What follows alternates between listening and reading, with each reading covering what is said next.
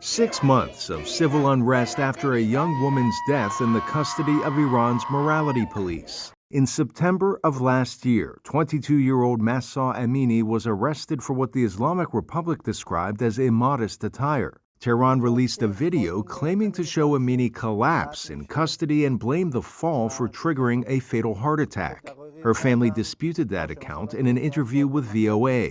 Almost immediately, nationwide anger became worldwide condemnation of Iran's harsh treatment of Amini and countless others like her. In response, Tehran began jailing journalists critical of the regime.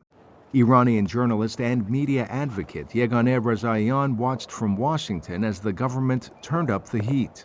In multiple cases, we at the Committee to Protect Journalists were in touch with lawyers who were representing these journalists and their families.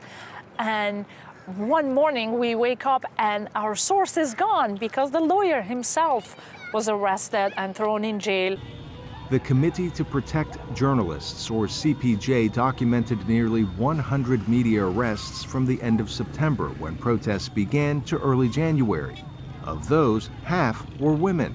Based on our annual research in 2022, at the end of the year, not only Iran became the biggest jailer of journalists in the world, but it was also the biggest jailer of women or female journalists. Those arrested are accused of charges from vague anti-state activity to espionage, a crime punishable by death.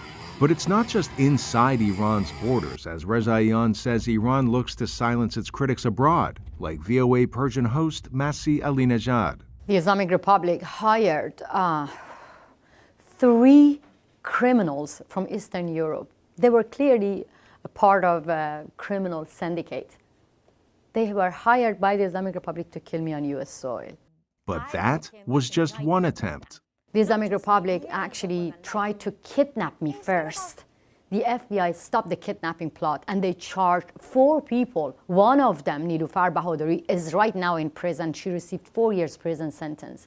Alinejad says she isn't deterred by Iran's attempts to reach her in the U.S. So I tell myself that I have 2 options: to feel miserable every single day or to make my oppressors feel miserable. Honestly, I choose the second one, and that made me so powerful. Because look, I'm only 45 kilos. You see that I'm not even carrying a weapon, but they're scared of me. They're scared of millions of Iranian women like me who say no to them. Back in Washington, Rezaian says that although Iranians no longer fear the regime like they once did, the threats and following violence remain very real. And I fear for them. But I'm glad that they are brave and they are not afraid of telling the truth. They are not afraid of covering their own country and its realities. Iran's permanent mission to the UN did not respond to VOA's request for comment.